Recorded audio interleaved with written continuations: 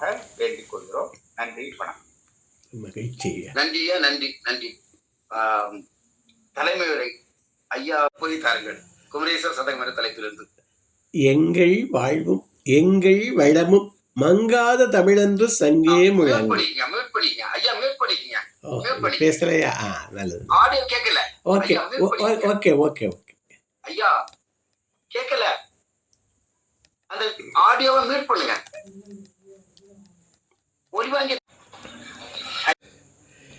எங்கள் வாழ்வும் எங்கள் வளமும் மங்காத தமிழென்று சங்கே முழங்கு. அன்பர் பணி செய்ய என்னை ஆளாக்கி விட்டால் இன்ப நிலை தானே வந்த இதும் பராபரமே. ராஜபாளையம் முத்தமிழ்ச்சங்கம் தளர்த்த மிகச்சிறப்பாக நிறுவி நாள்தோறும் மிகுந்த ஈடுபாட்டோடு நடத்தி கொண்டிருக்கிற இனிய நண்பர் திருமிகு சரஸ்வதி அம்மையார் அவர்களுக்கும் அவரோடு இணைந்து மிகச்சிறப்பாக செயலாற்றி கொண்டிருக்கிற இனிய நண்பர் திருமிகு செல்வன் அவர்களுக்கும், குமரி செல்வன் அவர்களுக்கும் இன்று தலைமையேற்று மிக அழகாக சதக இலக்கியத்தை பற்றி ஒரு முன்னுரை அளித்துள்ள பெரும் புலவர் பேராசிரியர் திருமிகு குழந்தைசாமி ஐயா அவர்களையும், மேலும் இணைந்துள்ள திருமிகு சங்கரி அம்மா, திருமிகு அண்ணாமலை ஐயா, திருமிகு முத்துகிருஷ்ணன் ஐயா, திருமிகு அசோகன் ஐயா, திருமிகு அறிவன் பிணி தீர்ப்பான், திருமிகு பானுமதி அம்மையார், மேலும் சான்றோர்கள் அனைவரையும் வணங்கி என்னுடைய உரையை உங்களோடு பகிர்ந்து கொள்கிறேன். இதை ரொம்ப சிறப்பான வாய்ப்பாக நான் கருதுகிறேன். தமிழ் சுவையை ஒரு ஈடுபாடு உள்ளவர்களோடு பகிர்ந்து கொள்வது. ஒரு விவேக சிந்தாமணி பாடல் அது சொல்லுது, 3 விஷயத்தில் 3 விடயங்களிலே இங்கே சொர்க்கத்தை காண்கலாமா. அதிலே ஒன்று, அதாவது நற்குணம் உடையவேந்தை நயந்து சேவித்தல் ஒன்றாம். நற்குணம் உடையவேந்தை நயந்து சேவித்தல் ஒன்று. அன்றைக்கு வேந்தன்னா ஒரு நிர்வாகத்தில் இருக்கவர், இன்றைக்கு வச்சுக்கலாம். அவர்களோடு நாம் இணக்கமாக இருந்தால், இன்றைக்கு வாடிக்கையாளரை நம்ம ஒரு பாஸ் அவர் தான் முக்கியம்னு சொல்கிறோம், அவரோடு இணக்கமாக இருந்தால் வணிகம் பெருகும். நற்குணமுடைய வேந்தை நயந்து சேவித்தல் ஒன்று, பொற்புடை மகளிரோடு பொருந்தியே வாழ்தல் ஒன்று. நான் சொல்லப்போகிற சதகத்தில் பல இடங்களில் இதை வலியுறுத்துறாரு. பொருந்தி வாழ்தல், பொற்புடை மகளிரோடு பொருந்தியே வாழ்தல் ஒன்று. இது பகிர்தலுக்கு சொல்லலை. 3வது ஒன்று சொல்லுகிறார், பற்பலரோடு நன்னூல் பகர்ந்து வாசித்தல் ஒன்றாம். அது நல்ல நூலாக இருக்கணும். நண்பர்களோடு கூடியிருந்து குடிந்தேலோர் எம்பாவாயின்னு சொல்லுவாங்க. கூடியிருந்து அதை பற்றி சிந்திக்கணும். அது சொர்க்கம்ங்கிறார் அவர். சொற்பெரும் இம்மூன்றும் இம்மையில் சொர்க்கம் தானே. அதாவது ஒரு நல்ல குணமுள்ள நிர்வாகி, மேலதிகாரி அமையாமல் போகலாம், அல்லது ஒரு கணவரோ மனைவியோ பொருந்தாமல் போகலாம். ஆனால் இதுபோல ஒரு சபையை, ஒரு மன்றத்தை கூட்டி அதில் நாள்தோறும் பங்கெடுப்பது நாம அமைச்சுக்கிறது. நல்ல நூல்கள். நற்குணமுடைய வேந்தை நயந்து சேவித்தல் ஒன்று, பொற்புடை மகளிரோடு பொருந்தியே வாழ்தல் ஒன்று, பற்பலரோடு நன்னூல் பகிர்ந்து வாசித்தல் ஒன்று, சொற்பெரும் இம்மூன்றும் இம்மையில் சொர்க்கம்தானே அந்த பாட்டு சொன்னிச்சு. அப்போ இந்த அருமையான தளத்தில் இணைந்திருக்கிற நண்பர்களையெல்லாம் மீண்டும் வணங்கி, சதகம் நமது குழந்தைசாமி ஐயா சொன்னது போல சிற்றிலக்கிய வகை 96 சிற்றிலக்கிய வகை பெருங்காப்பியங்களெல்லாம் பாடி முடிந்த பிறகு 17, 18, 19 நூற்றாண்டுகளில் இந்த சிற்றிலக்கியங்களில் நமது புலவர்களுடைய கவனமும் அதை ஆதரித்த வள்ளல்களுடைய கவனமும் திரும்புது. இந்த சதக இலக்கியம் நீங்கள் பார்க்கலாம். மலைநாட விழித்து சொல்லுவது, வண்டொடி, ஆடு முன்னிலை, மகடு முன்னிலையெல்லாம் சொல்கிறாங்க. முன்னிலைப்படுத்தி ஒன்றை சொல்வது. இங்கே முழுமுதற்கடவுள் அவர்களுடைய இட்ட தெய்வத்தை முன்னிறுத்தி இந்த சதக இலக்கியம் பாடப்பட்டிருக்கு. அது அந்த இறுதியான நிறைவான 2 வரிகள் மகுடம்ங்கிறாங்க. அது பெரும்பகுதி ஒன்று போலவே இருக்கும். இப்போ அறப்பழீஸ்வர சதகத்தில் எப்படி இருக்கும்னா, அனுதினமும் மனதில் நினை, அனுதினமும் மனதில் நினைதரு சதுரகிரி வளர் அறப்பழீஸ்வர தேவனே. சதுரகிரி வளர், கொல்லிமலையிலே வளரக்கூடிய மகாலிங்க சுவாமிங்கிறாங்க. சதுரகிரி வளர் அறப்பழீஸ்வர தேவனே அப்படின்னு அது முடியுது. இதே நான் இப்போ சொல்ல போகிற குமரேசனில் நீடு வயல், அங்கே மிக அழகாக அது முடியும். குமரேசனேன்னு அது முடியும். இப்போ இன்னொரு சதகம், 3 சதகங்கள் முக்கியமான சதகங்களாக நம்ம தமிழ் இலக்கியத்தில் கொண்டாடுகிறார்கள். ஒன்று அறப்பழீஸ்வர சதகம், 2வது நான் சொல்லுகிற குமரேச சதகம், அடுத்ததாக தண்டலையார் சதகம். தண்டலையார் சதகம் தண்டலை நாட அப்படிலாம் இது சிவனை விழித்து சொல்வது. ஆனால் சொல்லப்படுகிற கருத்துக்கள் அறநெறி கருத்துக்கள், வாழ்வியல் கருத்துக்கள்.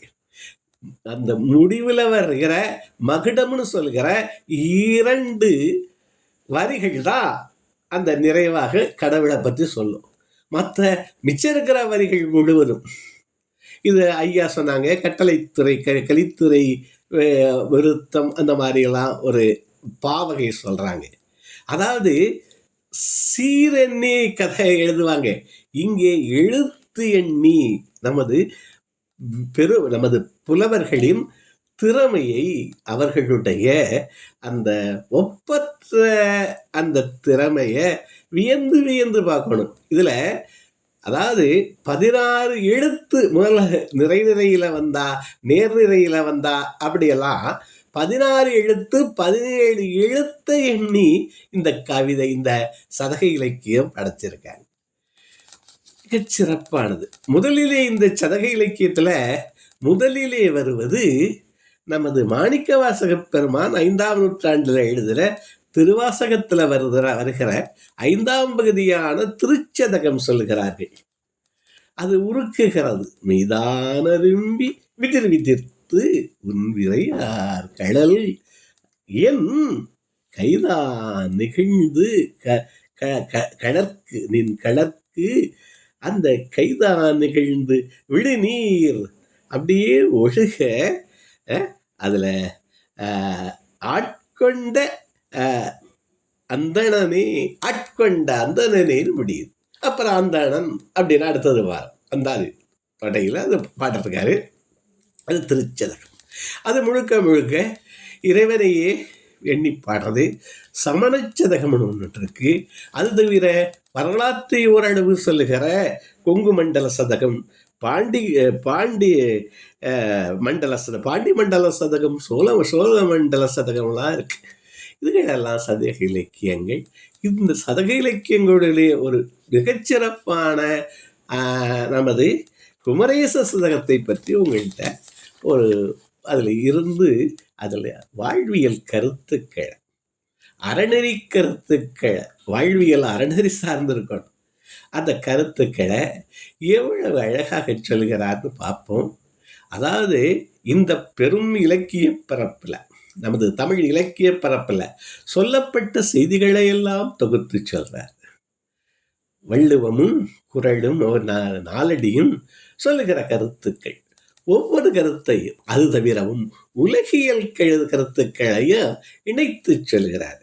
நீங்கள் அதை இதை பார்த்தா தெரியாது. சந்தநயம், பொருள் நயம் எல்லாம் புரிந்து இருக்கு. கொஞ்சம் வடமொழி, அதாவது மணிப்பிரவாளத்துக்கு முன்னாடி வந்ததுனால கொஞ்சம் வடமொழி சொற்கள் கலந்துருக்கு. ஆனாலும் தமிழ் முறைப்படி, தொல்காப்பிய விதிப்படி தான் அது பயிர்ந்து வருது. இப்போ முதல் இதுவாக இந்த குமரேச சதகத்தில் 6வது பாடலில் வாழ்வியல் கருத்துக்கள் எவ்வளவு அழகாக சொல்லப்படுகிறது அப்படின்னு. அது என்ன சொல்லுது? தந்தையாகும் தகுதி பெற்றோர்களிடம் சொல்லுது. தந்தை ஒருத்தன் தான் இருக்க முடியும். ஆனால் தந்தைக்கு சமமாக, தந்தைங்கிறவன் யாரு? நமக்கு உயிர் தருகிறவன், நம்ம இந்த உலகிற்கு தருகிறவன். ஆனால் தோன்றுவன் மாதோ பொற்கிழந்தானே அன்னைக்கு இது சொன்னிச்சு. நாம் ஒவ்வொரு இடங்களிலும் தோன்றுகிறோம். நமது நண்பர் ஒரு தொழில் விற்பனராக தோன்றுகிறார். ஒவ்வொருத்தர் ஒரு வித்தையை கற்றவன், அதில் சிறந்தவனாக தோன்றுகிறான். அப்ப அந்த தோன்றுவதற்கு ஒருத்தர் வித்தாக இருந்தான்ல, நமக்கு இடருற்ற காலத்துல நமக்கு குறை தீர்த்தான்ல, உற்ற நோய் நீக்கி ஊராமை முற்காக்கும் பெற்றியானாக திகழ்ந்தான்ல, அவனை எல்லாம் தந்தைக்கு சமமானவர்கள் என்று கொள்ளலாம். ஏன்னா ஒவ்வொரு நாள்தோறும் நாம் தோன்றிக்கொண்டே இருக்கிறோம், ஒவ்வொரு தோற்றத்துக்கும். இப்ப முதல்ல சொல்றாரு, தவமது செய்தே பெற்றெடுத்தவன் முதற்பிதா. நான் சொன்னேன் 16 எழுத்து ஒற்று நீக்கி 16 எழுத்து 17 எழுத்து. அப்படி அவ்வளவு அந்த அசை, முதல் சீர் எந்த அசையில் இருக்கிறதோ அதுக்கு ஏற்ப தவமது செய்தே பெற்றெடுத்தவன் முதற்பிதா. அவன் தான் நம்மளை தோற்றுவிக்கிறான். தவமது செய்தேனாரு. என்னோற்றான் கொல்லனும் சொல்லுன்னு சொன்னிச்சு. இந்த மகன் தந்தைக்காற்றும் உதவி, அந்த எண்ணூற்றான் கொல்லனும் சொல்லுக்கு முன்னாடி வர்றது நன்றின்னு ஒரு வார்த்தை வருது. நிறைய பேர் மகனுக்கு தந்தை காட்டுகிற நன்றியா அப்படின்னு கேட்குறாங்க. நன்றிக்கு நன்மை அப்படிங்கிற ஒரு பொருள் உண்டு. அவனை அவையத்து முந்தி இருப்ப செயல், அது நன்மை, அவனுக்கு தந்தை செய்கிற நன்மை. அப்படி நன்மை செய்தவர்களை எல்லாம் நான் இப்போ வரிசையாக சொல்ல போறேன். நம்ம குமரேச சதகத்துல இருந்து என்ன முதலா, தவமது செய்தே பெற்றெடுத்தவன் முதற்பிதா. அது எண்ணூற்றான் கொல்லனும் சொல்ல அப்படியே குரலோடு பொருந்தது. தவம் அது செய்து. 2வது, தன்னை வளர்த்தவன் ஒரு பிதா. வளர்த்தவன், பெற்றவன் ஒருவனாக இருக்கலாம், வளர்த்தவன். ராமாயணத்திலே வசிட்டரே வளர்த்தான்னு சொல்றாங்க. அவனும் ஒரு பிதா தான், குருவாகவும் இருக்கிறான். அவன் வசிட்டன். அந்த வசிட்டனும் ஒரு பிதா தான், வளர்த்தவன் ஒரு பிதாங்கிறாங்க. பல நேரங்களில் அந்த மாதிரியே அமையுது. எனக்கும் என்னுடைய மூத்த சகோதரருக்கும் 17 ஆண்டுகள் வித்தியாசம். என்னுடைய தந்தையாரே எனக்கு சகோதரமாக அதாவது ஒரு நண்பன் மாதிரியே இருந்தார். அவருடைய 52வது வயதில் பிறந்தவன் நான். இந்த 17 வயதில் என்னை படிக்க வைத்தது, ஆளாக்குறது எல்லாம் என்னுடைய தந்தையார். அவரும் ஒரு பிதா தான், அதாவது தந்தை தான். வளர்த்தவன், தன்னை வளர்த்தவன் ஒரு பிதா. தயையாக வித்தை சாற்றினவன் ஒரு பிதா. வித்தை நமக்கு வித்தைங்கிறதுக்கு ஸ்கில்னு வச்சுக்கலாம், அல்லது கல்வி வச்சுக்கலாம், கேள்விகள் வச்சுக்கலாம். அதை கருவி என்று சொல்லுகிறது நமது பரிமேழகருடைய இதில். கல்வி கேள்விகளை எல்லாம் கருவி அள்ளுவம் கருவி எங்குது, அருவினை என்ப உழவோ கருவியார் காலத்தாச்சேனுச்சு. கருவினா இந்த கம்ப்யூட்டர் மாதிரி அது மாத்திரம் கருவி இல்லை. நமது இந்த ஸ்கில், நிறந்த வராமை கூட ஒரு கைதான். அந்த மாதிரி பலவற்றை சொல்லுகிறோம். இப்ப என்ன, தயையாக வித்தையை சாற்றினவன் ஒரு பிதா. சொல்லி கொடுக்கறது எப்படி சொல்லுது? கருணையோடு இருந்தால் தான் சொல்ல முடியும். தாய் கருணையோடு தான் பாலை சுரந்து தருகிறாள், அமுதமாக தருகிறாள். கருணையாக வித்தையை சாற்றினவன் ஒரு பிதா. சார்ந்த சற்குரு ஒரு பிதா. குரு சற்குரு. சில நேரங்களில் குரு நமது இதில் ராமானுஜர் இதில் யாதவ பிரகாசர்னு ஒரு குரு அமைகிறார். அவர் ராமானுஜரை ஒரு நேரத்தில் அவரே பொறாமை கொண்டு கொல்லவும் முயல்கிறார் அப்படிங்கிறதெல்லாம் ராமானுஜர் சரித்திரத்தில் அவர் வருது. அதனால எவன் சார்ந்த சற்குரு ஒரு பிதா, அவர் ஒரு பிதா. அடுத்தது அவன் மறுத்தாழ்கின்ற அரசு ஒரு பிதா. அரசு இல்லாட்டி அரசு என்ன பண்ணணுமா? அவன் அறுத்து ஆழ்கிற துன்பத்தை, குடிமக்களுக்கு வருகிற துன்பத்தை அதை போக்கி அதை பண்றவர் தந்தைக்கு சமமானவர். அவன் மறுத்து ஆழ்கின்ற அரசு ஒரு பிதா. எத்தனை பிதா சொல்லிட்டாரு பாருங்களே. நல்ல ஆபத்து வேலைதனிலே அஞ்சல் என்று உற்றதுயர் தீர்த்து உழோன் ஒரு பிதா. ஆபத்துல என்ன நல்ல ஆபத்து? நான் ரொம்ப யோசிக்கிறது உண்டு. நல்ல ஆபத்து வேலைதனிலே கொம்பாகி காட்டகத்தை நிற்கும் அவையல்ல நல்ல மரங்கள்னாரு. அவையாகி கொம்பாகி காட்டகத்தை நிற்கும் அவையல்ல நல்ல மரங்கள். எது நன்மரம்? சபை நடுவே நீட்டோலை வாசையான் என்றால் குறிப்பறிய மாட்டாத அவன் நன்மரம்னு சொன்னிச்சு. அப்ப அங்கே நன்னுனா அந்த இடத்துல நல்லன்னா டிபிக்கல் அப்படின்னு ஆங்கிலத்தில் வார்த்தை சொல்றாங்கல்ல, அது மாதிரி அந்த அந்த நேரம் டிபிக்கல் அப்படின்னா அதுதான் மரம்னா அது மரம். அது மாதிரி துன்பம், பெரும் துன்பம், அதை நல்ல துன்பம்ங்கிறார். நல்ல நல்ல ஆபத்து வேலை தன்னில் அஞ்சல் என்றுரை. ஒருத்தர் அஞ்சேல்னு வந்தாங்க, நான் என்ற பெருமாளேன்னு ஒரு அருணகிரிநாதனுடைய திருப்புகள். நான் என்ற பெருமாளே. நமக்கு ஒரு ஆபத்து காலத்துல அஞ்சேல் அப்படின்னு ஒருத்தன் சொன்னா எவ்வளவு இருக்கு மகிழ்ச்சியா.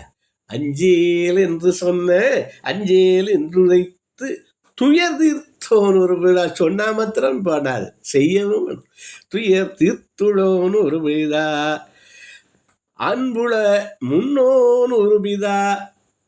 முன்னோன் இப்ப ஒரு குடும்பம்னா பாட்டி தாத்தா அவர்களெல்லாம் இருக்காங்க, அவர்களையும் மதிக்க வேண்டும். முன்னோன் ஒரு பிதா, அன்புள்ள முன்னோன் ஒரு பிதா.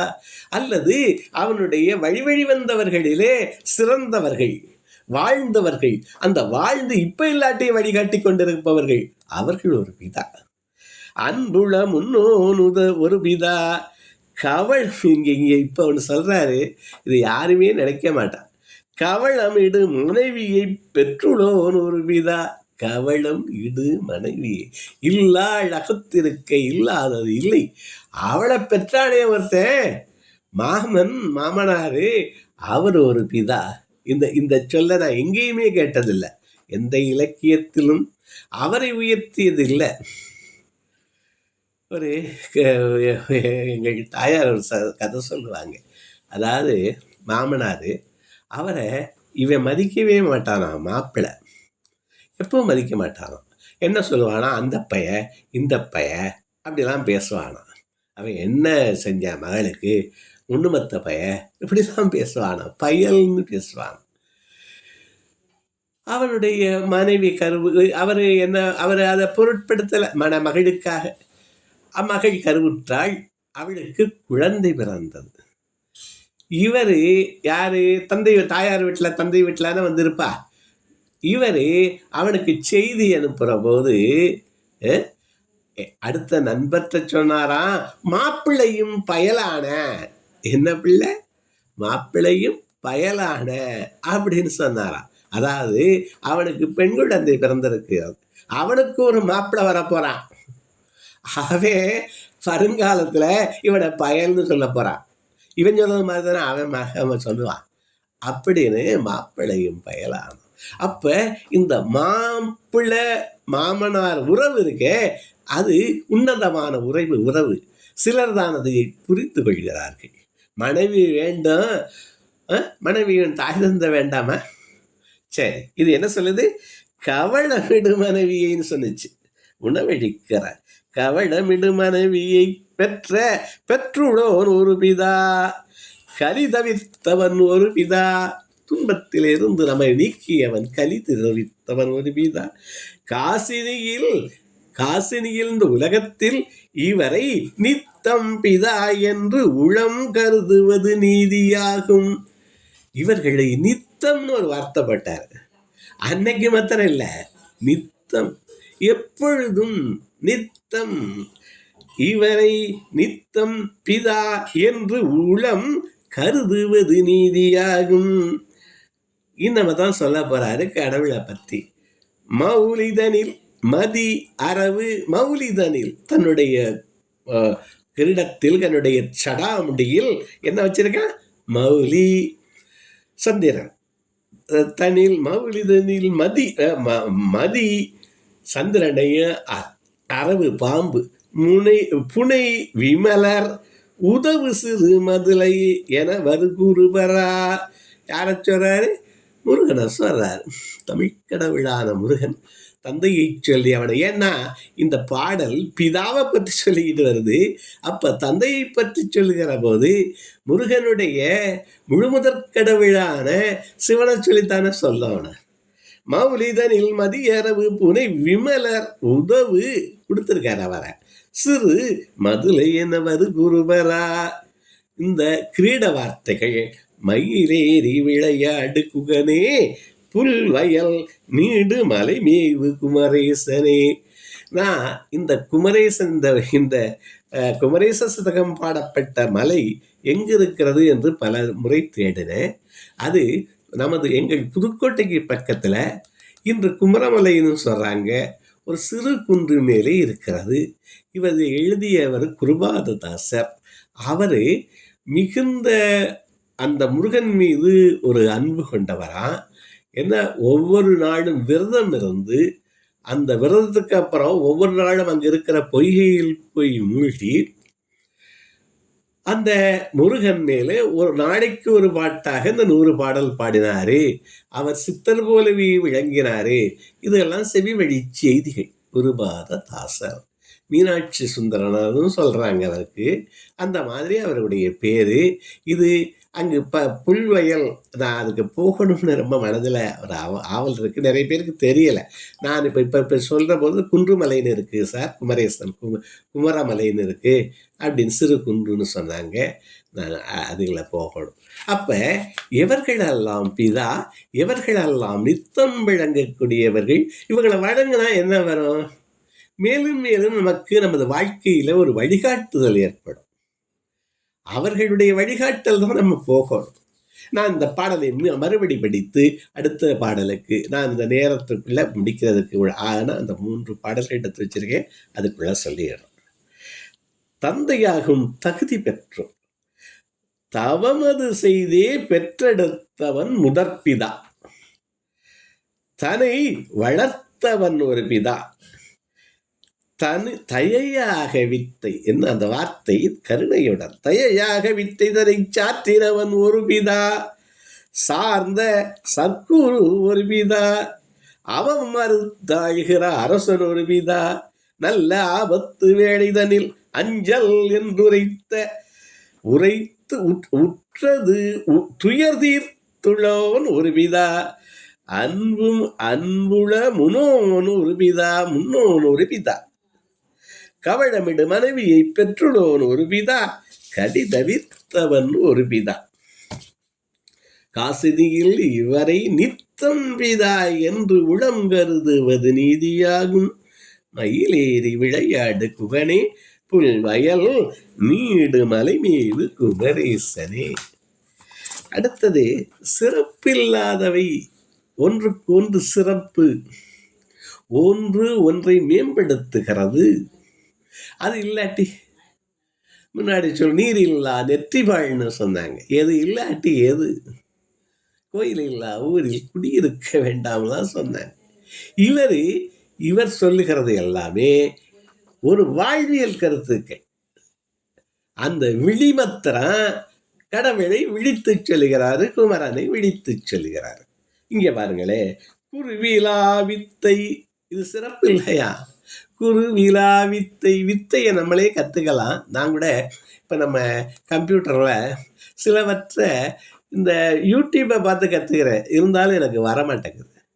ஆனால் என் பேருன்னு சொல்லி கொடுத்தா கூட அந்த சொல்லி கொடுத்து பக்கத்தில் ஒருத்தர் இருந்து சொல்லுகிற போது அந்த வித்தை நமக்கு புரிபடுகிறார்.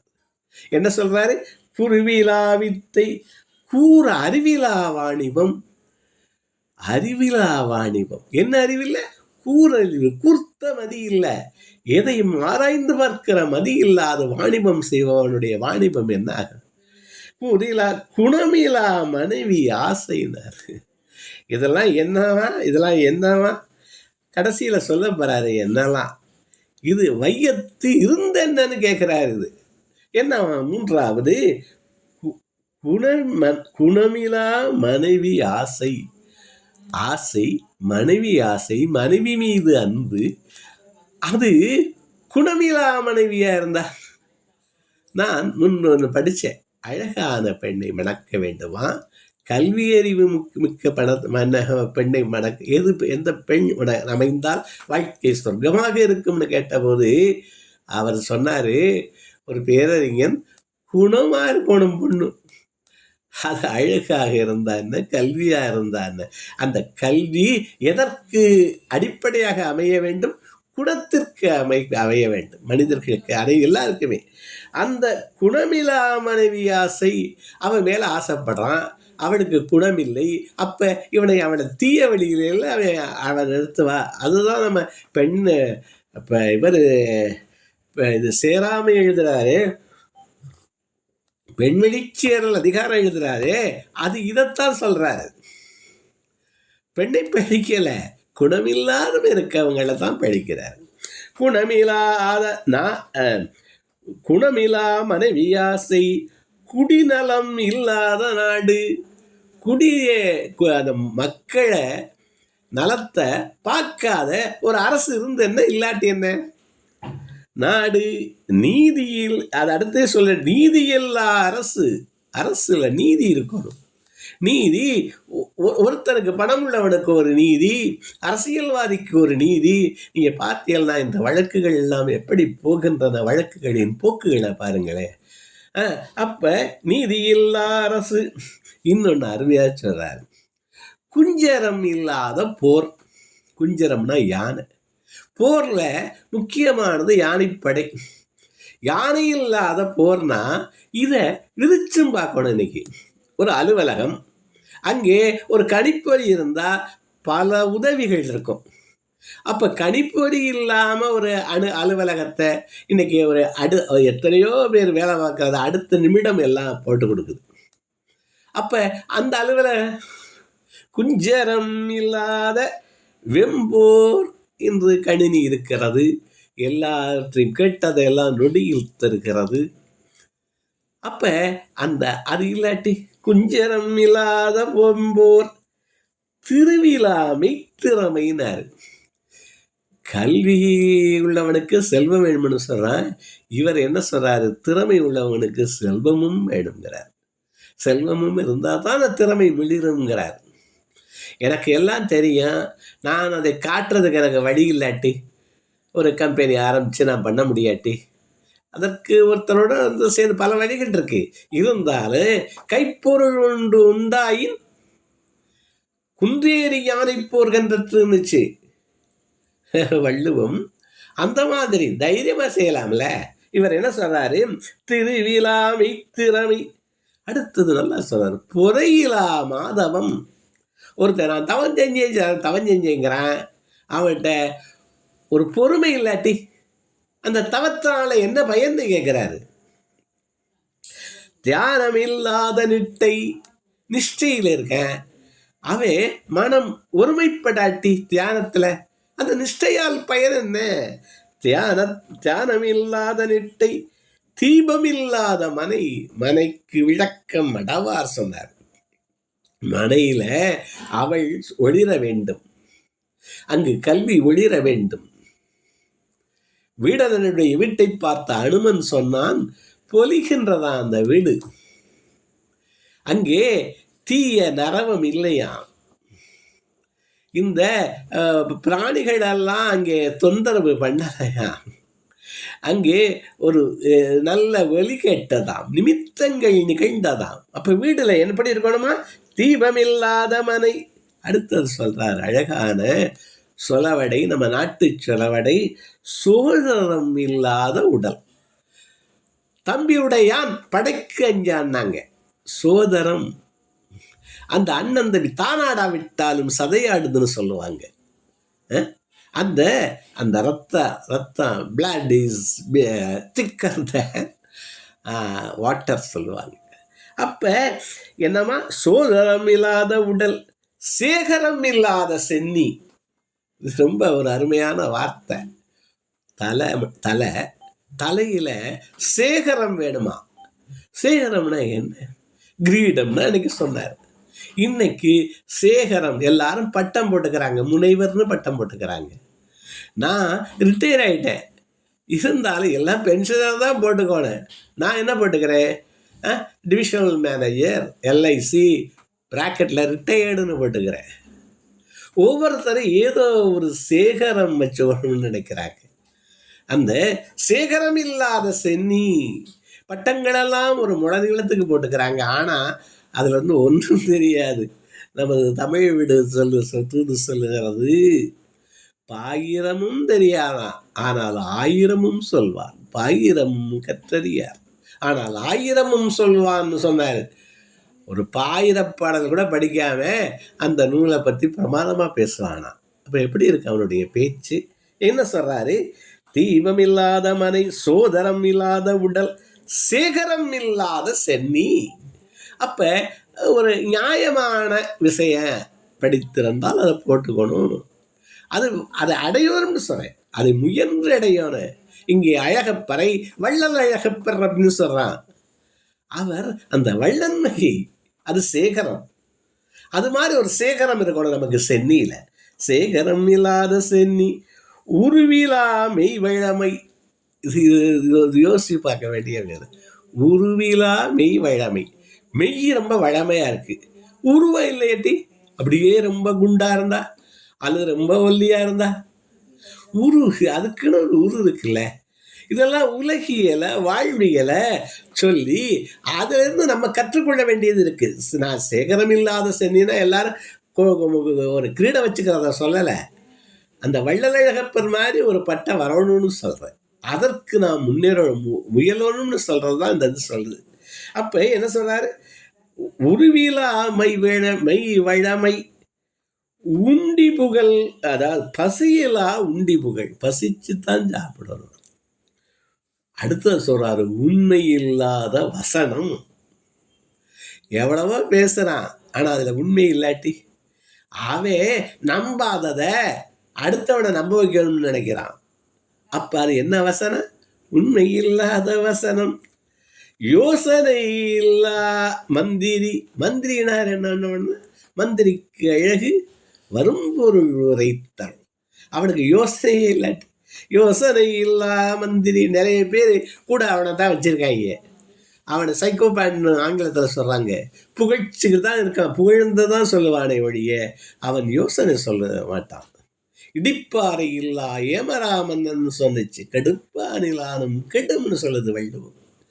யோசனை இல்லா மந்திரி, தைரியம் இல்லா வீரம். இதெல்லாம் ரொம்ப நுணுக்கம். வீரன், அவனுடைய தளபதி, தைரியம் இல்லாட்டி. அப்ப வீரம்ங்கிறது எது? மனதிலே இருக்கிற உறுதிங்கிறார். ஆட்டிடியூட் இன்னைக்கு பேசுறான். ஆட்டிடியூட், மனப்பாங்கு தான் வீரம். நம்ம வள்ளுவம் சொல்லுகிறது பேடிகை வாழ்னு சொன்னிச்சு.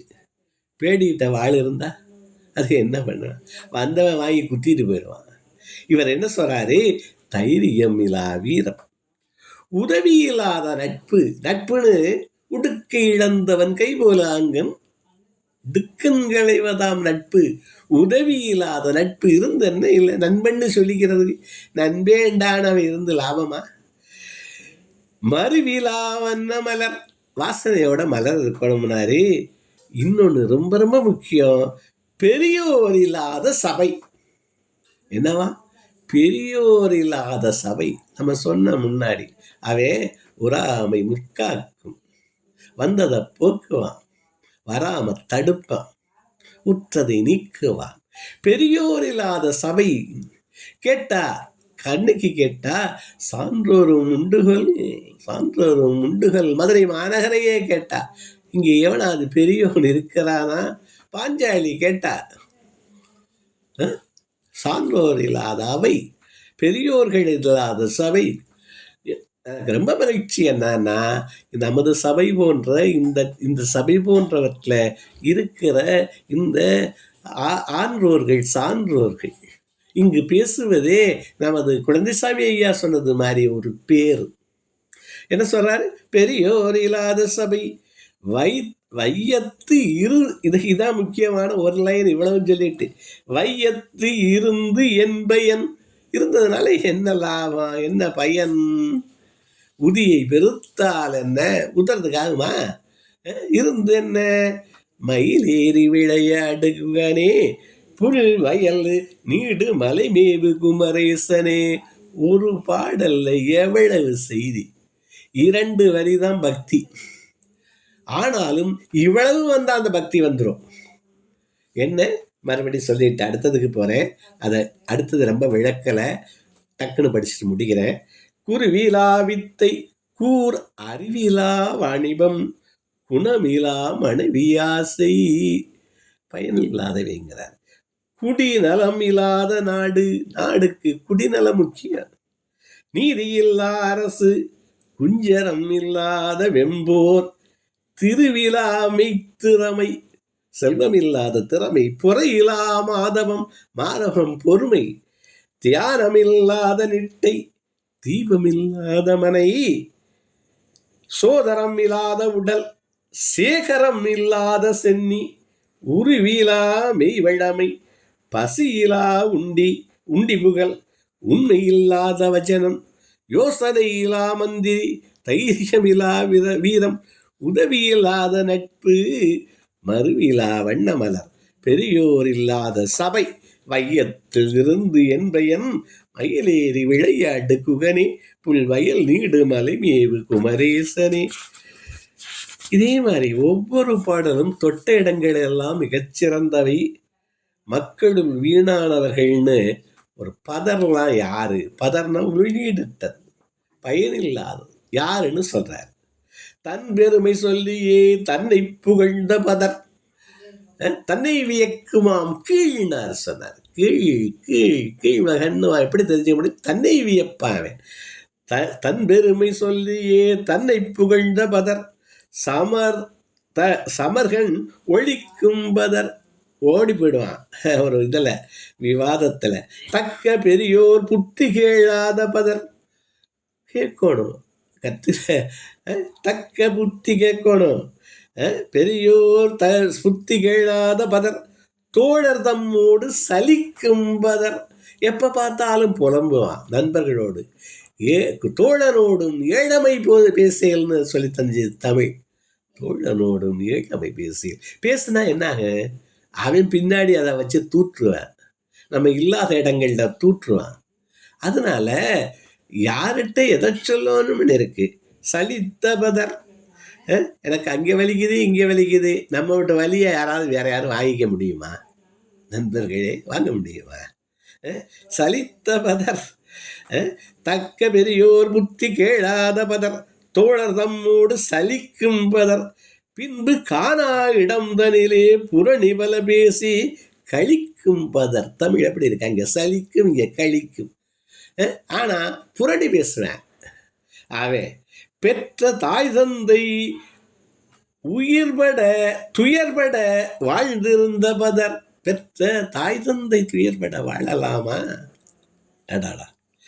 பெற்ற தாய் தந்தை துயர்பட வாழ்ந்திருந்த பதர், பொன் பணம் இருக்கவே போய் இறக்கின்ற பதர்.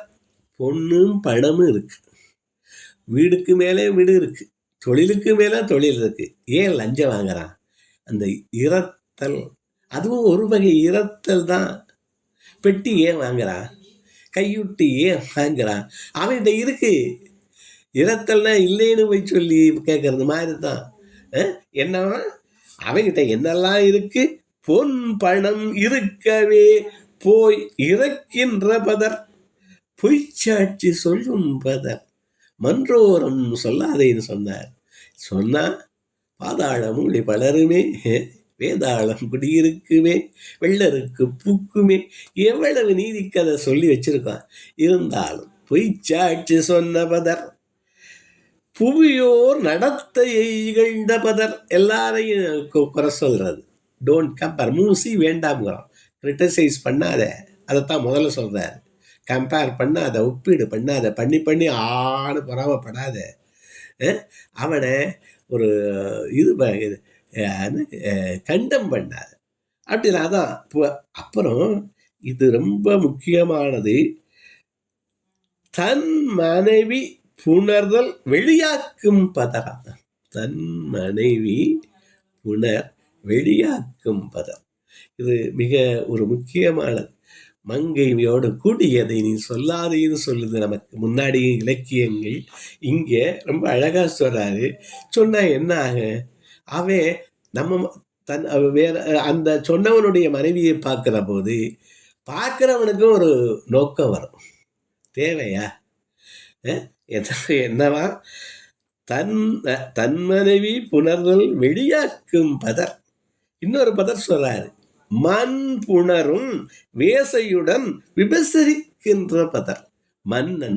மன்னனை சேர்ந்தொழிகள்னே வள்ளுவம் சொல்லித்தருது. இன்னைக்கு மன்னன் இல்லை, ஒரு மேலதிகாரி. அவன் ஒன்று ஆசைப்பட்டானா அவனை அதை ஆசைப்படக்கூடாதுன்னு சொல்லித்தருது. இங்க என்ன சொல்றான்?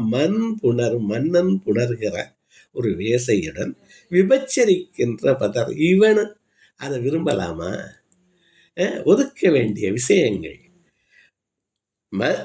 மனிதரில் பதர் என்பர்கான். இவங்கெல்லாம் மனிதரில் பதர் என்பர்கான். மயிலேறி விளையாடு குகனி புல்வயல் நீடு மலை மேவு குமரேசனே. தன் பெருமை சொல்லியே தன்னை புகழ்ந்த பதர். சமர்கண்டு ஒழிக்கும் பதர். தக்க பெரியோர் குத்தி கேளாத பதர். தோழர் தம்மோடு சலிக்கும் பதர். பின்பு காணாயிடம் தனிலே புரணி பல பேசி கழிக்கும் பதர். பெற்ற தாய் தந்தை உயிர்பட ஒரு துயர்பட வாழ்ந்திருந்த பதர். பொன் பணம் இருக்கவே போய் இறக்கின்ற பதர். பொய் சாட்சி சொல்லும் பதர். புவியோர் நடத்தையை இகழ்ந்த பலர். தன் மனைவி புணர் வெடிக்காக்கும் பதர். மண்புணரும் வேசையுடன் விபச்சரிக்கின்ற பதர். மனிதரில் பதர் என்பர்கள் மயிலேறி விளையாடு குகனே புயல் புல்வயல் நீடு மயிலேறி விளையாடு குகனே புல்வயல் நீடு மலைமேவு குமரேசனே. இனிய நண்பர்களே, இதுவரைக்கு குமரேச சதகம் என்கிற ஒப்பற்ற சிற்றிலக்கியத்திலிருந்து அந்த சிற்றிலக்கிய வகை முதலிலே சிறிது சொல்லி திருச்சதகம் என்னை கவர்ந்த மீதானரும்பி விதிர்த்து அதெல்லாம் ரொம்ப அழகு. அது மாதிரி ஆன்மீகம் சார்ந்ததற்கு இந்த குமரேச சதகம் குமரனை விழித்து வாழ்வியல் கருத்துக்களை, அறநெறி கருத்துக்களை, எஞ்ஞான்றும் இன்றைக்கும் இருக்கிற கருத்துக்களை, என்றைக்கும் நம்மை வழிகாட்டுகிற கருத்துக்களை பகிர்கிறது. இதை இந்த அறிவார்ந்த சபையில் சொல்ல கிடைத்த வாய்ப்புக்கு நான் இதனுடைய நிறுவனர் திருமதி விஜயலட்சுமி நமது சரஸ்வதி அம்மையார் அவர்களுக்கும் நமது திருமிகு செல்வனையா அவர்களுக்கும் மற்றும் இதைக்கு ஒவ்வொரு நாளும் தலைமையேற்று நடத்துகிற நமது அம்மா அவர்களுக்கும் மற்றும் உள்ள ஒவ்வொருவருக்கும் உங்கள் அனைவருக்கும் நன்றியை தெரிவித்து வாழ்த்தை தெரிவித்து விடைபெறுகிறேன். உங்கள் மேலான கருத்துக்களை வேண்டுகிறேன். நன்றி. நன்றியா, நன்றி நன்றி நன்றி. ஒரு அருமையான ஒரு தலைப்பு, அருமையான ஒரு, ஏன்னா யாருமே அதிகமா பேசாத ஒரு தலைப்பு குமரேச சதகம். உண்மையிலே கேட்கும் போது அவ்வளோ ஆச்சரியமா இருந்தது. இப்படி ஒரு தலைப்பு, இப்படி ஒரு ஒரு இதை நீ எடுத்து நம்ம இந்த சபையில கொடுத்ததே ஒரு பெரிய விஷயம். அதாவது குமரேச சதகம் கடவுள் பக்தி அது கொஞ்சம் கூட எனக்கு தெரிஞ்சு இல்லை. உண்மையிலே இந்த ஒரு, ஏன்னா அது அறமும் பொருள் சார்ந்த கருத்துக்கள் தான் அத்தனையும் இருந்தது. கேட்கறதுக்கே அவ்வளவு சந்தோஷமா இருந்தது. ஆனா இது வெளி உலகத்துக்கு இல்ல, உங்களை போல சான்றோர்களுக்கு அனைவருக்கும் தெரியும். ஆனா எங்களை போன்ற பொதுமக்களுக்கு பெருசா தெரியாம இருந்த ஒரு இதை இன்னைக்கு பொது வழிகளெல்லாம் கொண்டு வந்து சேர்க்கிற உங்களுடைய